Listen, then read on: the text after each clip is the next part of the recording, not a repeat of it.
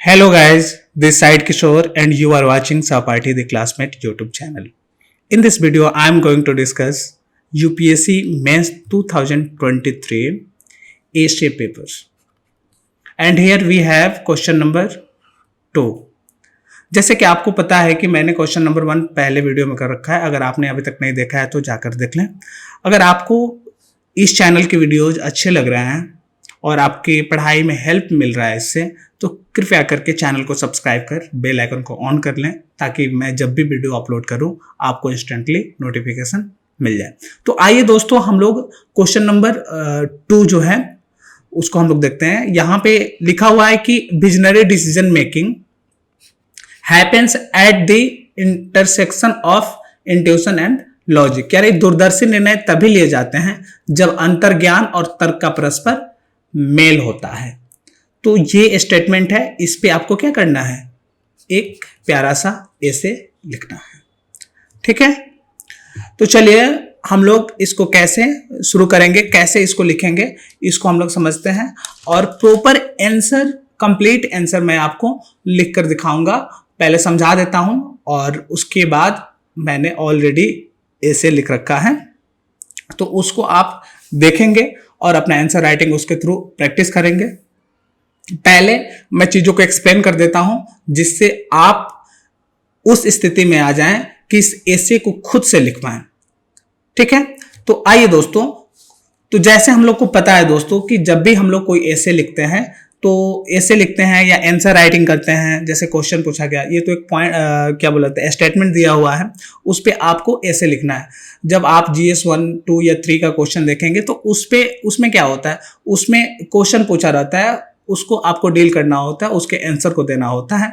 तो उसमें भी और यहाँ पे भी कुछ कॉमन चीजें हैं. जब आप आंसर राइटिंग करते हैं, ऐसे का हो या क्वेश्चन हो, तो आप वहां पे 3 चीजों का ध्यान रखते हैं. जब भी कोई आंसर राइटिंग करते हैं तो 3 चीजें क्या होती है कि एक इंट्रो का पोर्शन होता है. Intro means introduction.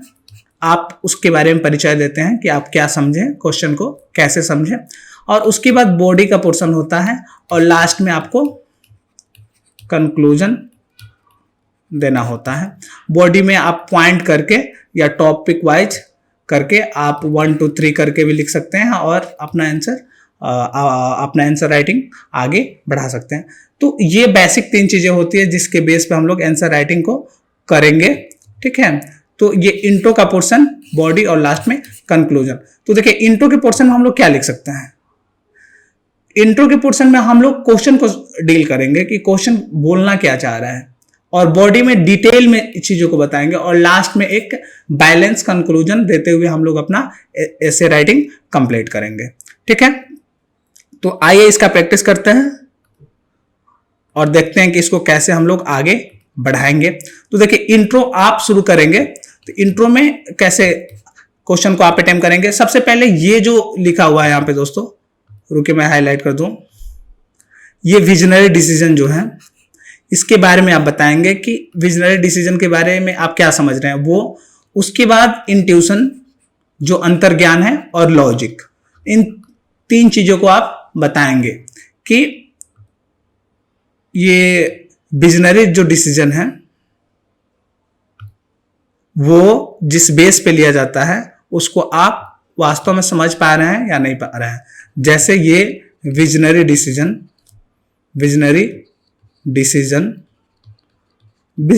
के बारे में क्या बोल रहा है. विजनरी डिसीजन जो है वो इंट्यूशन यानी अंतर्ज्ञान और लॉजिक, ये दोनों के इंटरसेक्शन से होता है. यानी दूरदर्शी निर्णय जो होते हैं वो अंतर्ज्ञान और तर्क के परस्पर मेल से होता है. ये क्वेश्चन, ये स्टेटमेंट है, इस पे आपको ऐसे लिखना है. तो ये विजन यहां पे लिख दें. विजनरी जो डिसीजन है वो क्या होता है, इंट्यूशन क्या होता है और लॉजिक क्या होता है. इन चीजों के बारे में हम लोग थोड़ा सा जानेंगे, समझेंगे. ठीक है, इंट्रो के पोर्शन में हम लोग इन सारी चीजों को लिखते हुए आगे बढ़ेंगे. तो देखिए दोस्तों, जब भी हम लोग यहां पे बात करेंगे विजनरी डिसीजन के बारे में, तो विजनरी डिसीजन क्या होता है, ये कन्वेंशनल नहीं होता है, नॉट कन्वेंशनल, ठीक है, नॉट कन्वेंशनल डिसीजन मेकिंग, ये कन्वेंशनल डिसीजन मेकिंग नहीं होता है, ठीक है। इसमें क्या होता है, ये किस चीज पे रिलाई करता है बिजनेस डिसीजन मेकर, ये रिलाई करता है आपको लॉजिकल आप लिखते चलेंगे point, analysis, logical analysis and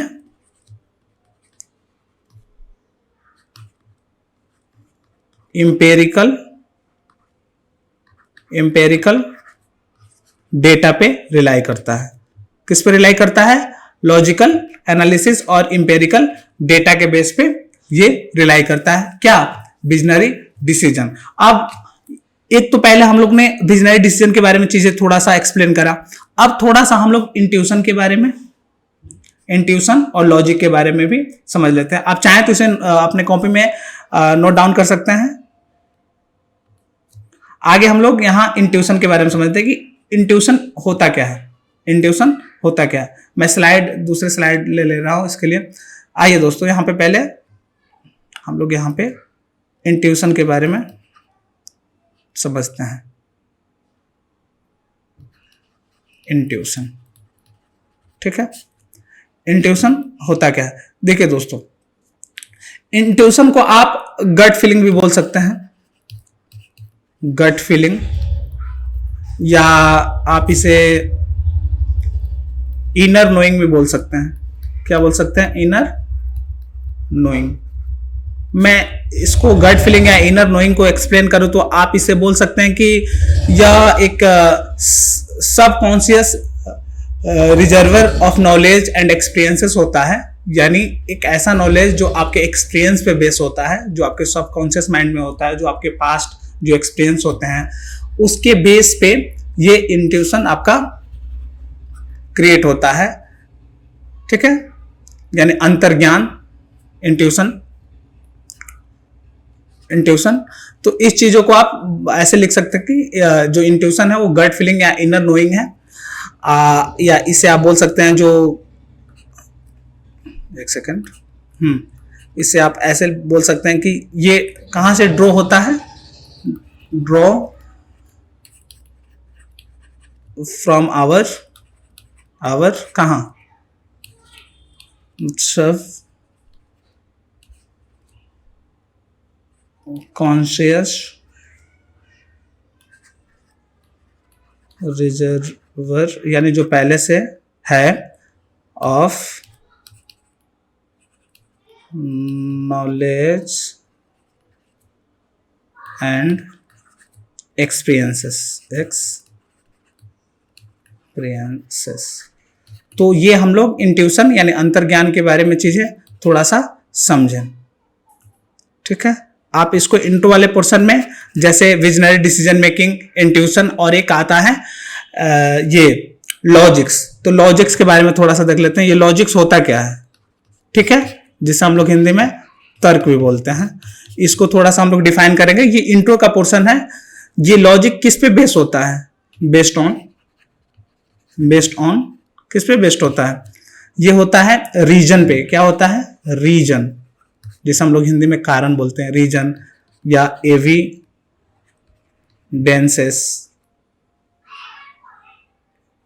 sorry यहां पे एविडेंस का स्पेलिंग गलत हो गया, इसे मैं सही कर दे रहा हूं।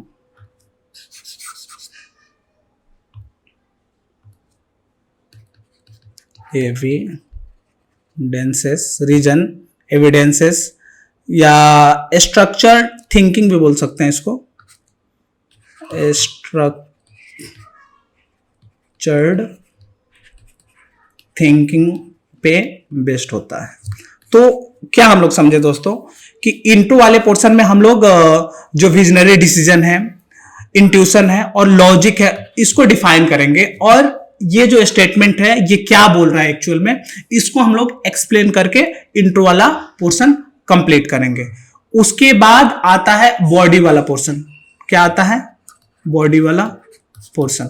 और बॉडी में हम लोग क्या लिखेंगे, जैसे इंट्रो कंप्लीट होता है उसके बाद बॉडी वाले पोर्शन में हम लोग क्या लिखेंगे, बॉडी वाले पोर्शन में इन्हीं सारे चीजों को इंक्लूड करते हुए एक पैराग्राफ छोटा सा लिखेंगे और उसके बाद हम लोग कुछ पॉइंट्स लिखेंगे। जैसे पहला पॉइंट हम लोग यहाँ पे एक सब हेडिंग देंगे और लिखेंगे the principle of visionary decision making. क्या लिखेंगे? द प्रिंसिपल्स ऑफ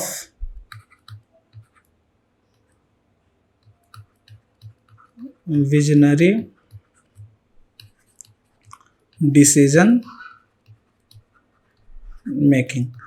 ऐसे लिखकर हम लोग एक क्या बोला जाता है, इसको अच्छे से हम लोग लिख लेंगे और हम लोग इसके कुछ पॉइंट्स देंगे और उसे एक्सप्लेन करेंगे। जैसा पहला पॉइंट हो सकता है इसके लिए, यानी विजनरी डिसीजन मेकिंग के प्रिंसिपल के बारे में हम लोग एक्सप्लेन करना शुरू करेंगे। तो पहला पॉइंट में हम लोग क्या लिख सकते हैं? Trust in intuition. Trust in intuition यानी जो अपना अंतर्ज्ञान है, जो आप डिसीजन मेकिंग ले रहे हैं, विजनरी डिसीजन मेकिंग जिसके पास है, वो उसको अपने इंट्यूशन पे, अपने अंतर्ज्ञान पे ट्रस्ट होना चाहिए। यानी ट्रस्ट इन इंट्यूशन, ये पहला चीज, पहला पॉइंट, इसको एक्सप्लेन करेंगे। दूसरा पॉइंट बैलेंसिंग एक्ट। दूसरा पॉइंट बैलेंसिंग एक्ट, इसको एक्सप्लेन करेंगे। थर्ड है embrace uncertainty। और चौथा पॉइंट आप continuous learning। तो ऐसे करके पॉइंट आप लिखेंगे, जैसे trust in intuition, balancing act, embrace uncertainty या कॉन्शियस कंटिन्यूअस लर्निंग। इन सारी चीजों के बारे में हम लोग एक्सप्लेन करते हुए आगे बढ़ेंगे। उसके बाद हम लोग क्या कर सकते हैं इसमें उसके बाद हम लोग एक दूसरा, जैसे ये कंप्लीट होगा उसके बाद हम लोग एक और सब पॉइंट देकर, जैसे रियल वर्ल्ड एप्लीकेशन। इसका रियल वर्ल्ड में क्या एप्लीकेशन है उसके बारे में हम लोग एक्सप्लेन करेंगे। यानी एक सब टॉपिक हम लोग देंगे और इसके कुछ पॉइंट्स एप्लीकेशंस, इसके कुछ पॉइंट्स हम लोग यहां पे मेंशन करेंगे। जैसे मगर विजनरी डिसीजन के क्या क्या रियल वर्ल्ड में एप्लीकेशंस है, इसके हम लोग पॉइंट देंगे। जैसे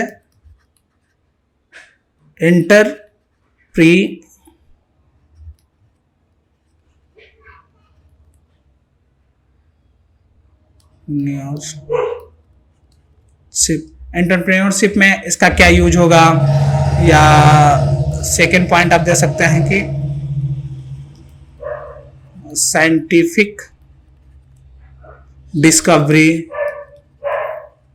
डिस्कवरी में इसका क्या एप्लीकेशन है। थर्ड पॉइंट आप लिख सकते हैं leadership and management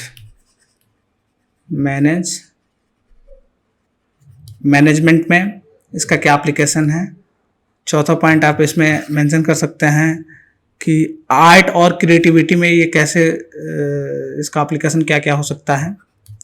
art and creativity. पांचवा पॉइंट इसमें आप देंगे कि जो पर्सनल ग्रोथ जो होता है, पर्सनल ग्रोथ जो होता है एंड वेलबींग,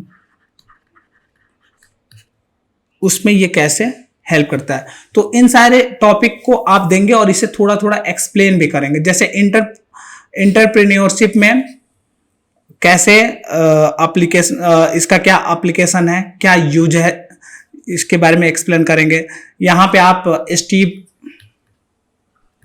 स्टीव जॉब्स का एग्जाम्पल दे सकते हैं कि कैसे उन्होंने जो मार्केट गैप है उसको समझा और एक इनोवेटिव सोल्यूशन लाया।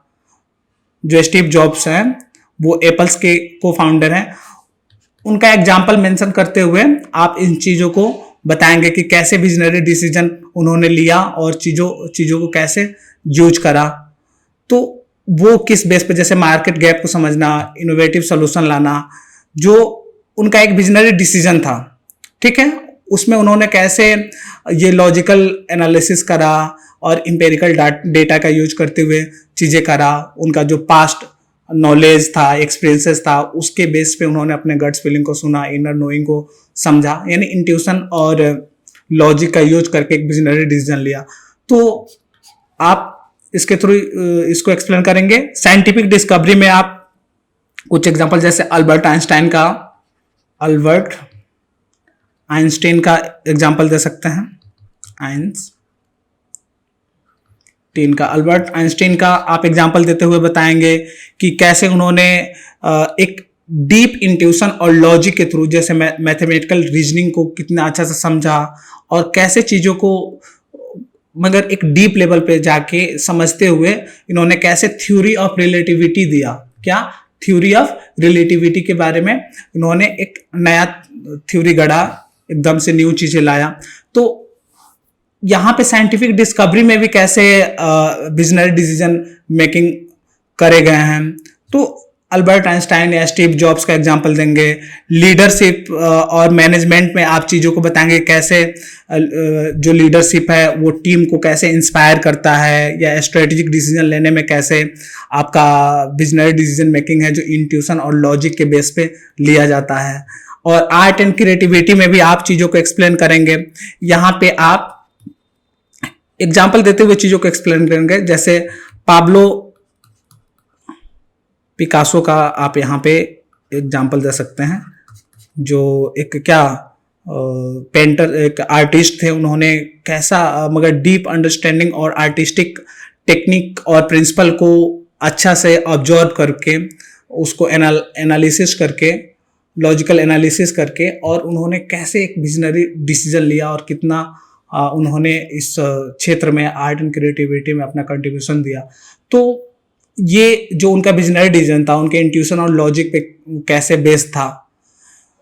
तो इन सारी चीज़ों को आप एक्सप्लेन करें। जैसे पर्सनल ग्रोथ में कैसे विजनरी डिसीजन, जो आपका इंट्यूशन और लॉजिक के बेस पे जो आप विजनरी डिसीजन लेते हैं, वो कैसे आपको हेल्प करता है। जैसे आपका कैरियर पाथ चूज करना है या कोई लाइफ में डिसीजन लेना है, तो उन सारे चीज़ों में कैसे ये आपका इंट्यूशन और लॉजिक का यूज करके आप विजनरी, यानी एक विजनरी डिसीजन ले सकते हैं। इसके बारे में आप इस पॉइंट को भी एक्सप्लेन करेंगे। तो ऐसे आप एक्सप्लेन करते हुए आगे बढ़ेंगे। और उसके बाद दोस्तों आप कुछ इसके चैलेंजेस के बारे में भी एक पॉइंट देंगे, क्योंकि इस एसे को लंबा लिखना होता है, 1000 से 1200 शब्दों में लिखना होता है, तो इसे थोड़ा लंबा में लिखेंगे, लेकिन ऐसे ऑर्गेनाइज करते हुए। जैसे आप इसके बाद क्या करेंगे, चैलेंजेस एंड क्रिटिसिज्म करके पॉइंट लेंगे। और इसका लोगों द्वारा क्या क्रिटिसिज्म इसका होता है आलोचकों द्वारा इंट्यूशन के बारे में। जैसे ये विजनरी डिसीजन कोई लेता है तो उसके बारे में क्या क्या इसका चैलेंजेस हैं, लोग कैसे इसको क्रिटिसाइज करते हैं, उन पॉइंट पे भी आप बताएंगे। जैसे इंट्यूशन जो है, इंट्यूशन के बारे में हम बात करें तो इंट्यूशन के बारे में कुछ लोगों का क्या कहना है। जैसे लोग बोलते हैं कि ये अनरिलायबल डाटा होता है, ठीक है, ये सब्जेक्टिव होता है, ये एक नहीं होता है कि एक बायस होता है, जैसे आपके पर्सनल नॉलेज के बेस पे ही ये चीज़ें मगर ग्रो करता है, इसमें बैलेंस चीज़ें नहीं होती है। तो आप इंट्यूशन के बारे में ऐसा क्रिटिसाइज सुनते हैं, तो इन सारी चीज़ों को आप मेंशन करेंगे। जैसे यहाँ पे कुछ लोग बोलते हैं कि इंश्योर करना चाहिए कि जो ये आपका इंट्यूशन क्या बोला जाता है, विजनरी डिसीजन है, वो सिर्फ एक सोलली विशफुल थिंकिंग होता है। यानी एक लोग का अकेला का अपना एक इच्छा से कोई नहीं होता है, एक थिंकिंग जो होता है, एक सोच होता है, वो अकेला का एक सोच होता है, उसके बेस पे लिया जाता है। तो ऐसे लोग क्रिटिसाइज करते हैं इन सारी चीज़ों को, तो इसके बारे में लिखेंगे। लोग बोलते हैं कि इसमें और एविडेंस होना चाहिए, यानी need more rigorous and evidence based approach. तो इन सारे चीजों के बारे में, इसके चैलेंजेस और क्रिटिसिज्म के बारे में आप मेंशन करेंगे और लास्ट में आप कंक्लूजन पे पहुंचेंगे और फिर कंक्लूजन देंगे और कंक्लूजन में आप लिखेंगे कि जो ये विजनरी डिसीजन होता है वो क्या होता है, एक डायनेमिक और ट्रांसफॉर्मेटिव अप्रोच होता है, power of intuition and logic के थ्रू कैसे चीजों को बेहतर करा जा सकता है। जैसे आप ऐसे लिख सकते हैं कि ये क्या होता है, की टू अनलॉकिंग आवर, आपको घबराने की जरूरत नहीं है, सबका रिटन नोट्स आपको दिखेगा, मिलेगा। तो थोड़ा सा हैंड राइटिंग में प्रॉब्लम हो रहा है, लेकिन आप समझने का प्रयास करेंगे, ध्यान से सुनेंगे मैं जो बोल रहा हूं।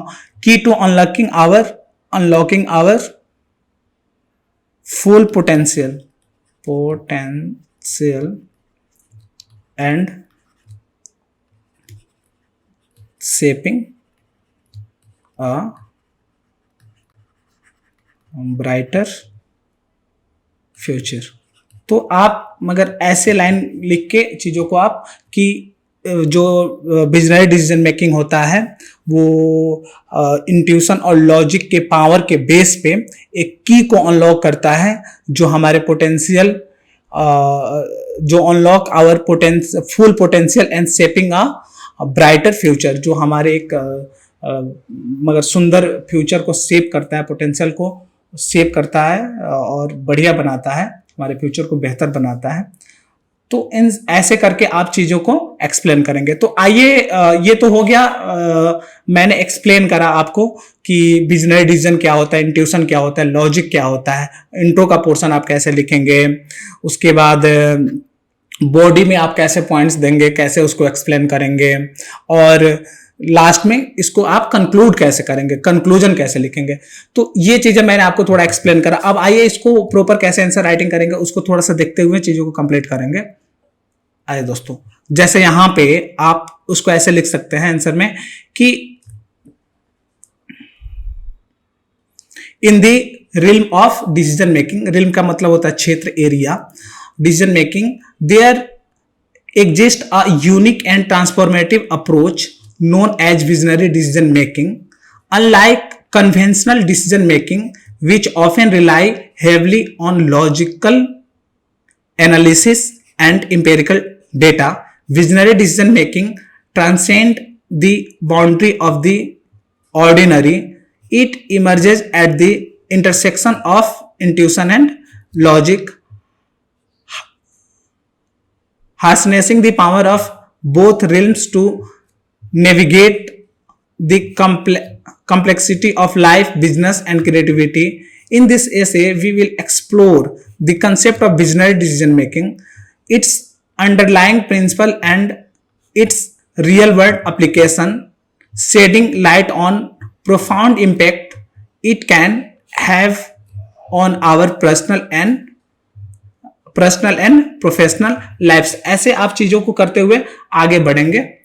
जैसे उसके बाद मैंने इसको एक्सप्लेन करा था कि nature of visionary decision making के बारे में आप लिखेंगे और इसका नेचर क्या होता है, ये किस बेस पे होता है। जैसे मैंने आपको बताया था ना कि ये इंट्यूशन लॉजिक क्या होता है, जैसे गट्स फीलिंग, इनर नोइंग, ऐसे आज चीजों को आप एक्सप्लेन करेंगे, जैसे subconscious reservoir of knowledge and experiences.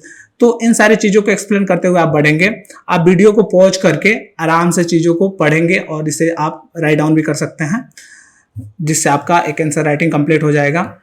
ऐसे लिखेंगे और आगे बढ़ेंगे। ये इंट्रो का पोर्शन हुआ। उसके बाद आप बॉडी में आएंगे। ये तो इंट्रो वाला हुआ। उसके बाद आप जैसे बॉडी में आएंगे, जैसे nature of visionary decision topic देंगे, उसके बाद principle of visionary decision topic देंगे और चीज़ों को एक्सप्लेन करेंगे।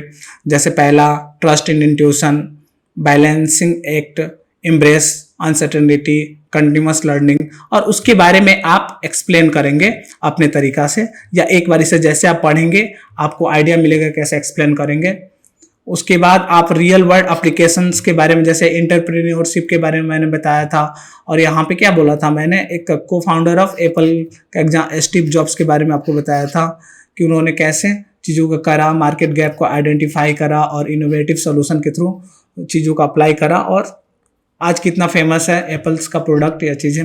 तो आप बिजनेस डिसीजन मेकिंग में इन सारी चीजों के बारे में, इस पॉइंट के बारे में डिस्कस करते हुए आगे बढ़ेंगे, जैसे साइंटिफिक डिस्कवरी के बारे में। तो आप यहाँ पे अल्बर्ट आइंस्टाइन का एग्जांपल लेते हुए, थ्योरी ऑफ रिलेटिविटी के बारे में मेंशन करते हुए आप चीजों को एक्सप्लेन करेंगे। थर्ड पॉइंट था कि लीडरशिप एंड मैनेजमेंट के बारे में। तो आप कैसे टीम को इंस्पायर करते हैं और एक स्ट्रेटेजिक डिसीजन लेते हैं चीजों को समझते हुए, वहां पे कैसे आपका ये इंट्यूशन और लॉजिक का यूज करके आप बिजनेस डिसीजन लेते हैं। तो इन सारी चीजों के बारे में आप एक्सप्लेन करेंगे। और आर्ट और क्रिएटिविटी का पॉइंट जब आप देंगे तो वहाँ पे पाब्लो पिकासो के बारे में एक्सप्लेन करेंगे कि उन्होंने कैसे आर्टिस्टिक टेक्निक और प्रिंसिपल को अच्छे से डीप अंडरस्टैंडिंग के बेस पे चीज़ों को क्रिएट करा और एक यूनिक और इम्पैक्टफुल वर्क प्रोड्यूस करा। तो इन सारी चीज़ों के बारे में आप एक्सप्लेन करेंगे। या पर्सनल ग्रोथ में कैसे इंट्यूशन और लॉजिक का यूज करके आप बिजनेस डिसीजन ले सकते हैं अपने कैरियर के पॉइंट ऑफ व्यू से, कि कोई डिसीजन लेना हो जीवन में या कोई कैरियर ही चूज करना है तो वहाँ पे आप कैसे चीज़ों का यूज कर सकते हैं। तो ऐसे आप एक्सप्लेन करेंगे। और लास्ट में आप चैलेंज एंड क्रिटिसिज्म के बारे में एक्सप्लेन करेंगे कि लोग कैसे इसको क्रिटिसाइज करते हैं बिजनेस डिसीजन के बारे में, क्या क्या लोगों का थॉट है इसके बारे में। जैसे लोग बोलते हैं ना कि not based solely on wishful thinking, ठीक है, जो सिर्फ एक लोगों के विशफुल थिंकिंग पे बेस नहीं होना चाहिए। तो ऐसा कुछ क्रिटिसाइज जो लोग करते हैं उसके बारे में भी, जैसे ये अनरिलायबल होता है, सब्जेक्टिव होता है, और ये क्या होता है, एक सस्पेक्टिबल टू बायस होता है।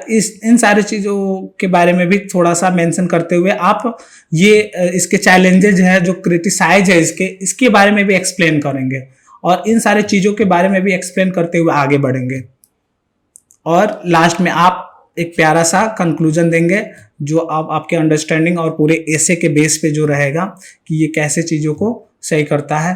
पूरे पॉइंट को मगर जो हम लोग मेंशन कर रहे हैं उसको कंक्लूड करते हुए यहाँ पे हम आएंगे और लिखेंगे कि जो क्या बोला जाता है, ये बिजनेस डिसीजन होता है जो इंट्यूशन एंड लॉजिक के बेस पे लिया जाता है, वो क्या करता है, unlocking our full potential and saving a brighter future. ऐसे करके आप अपना कंक्लूजन देंगे और फाइनल आपका ऐसे कंप्लीट होगा।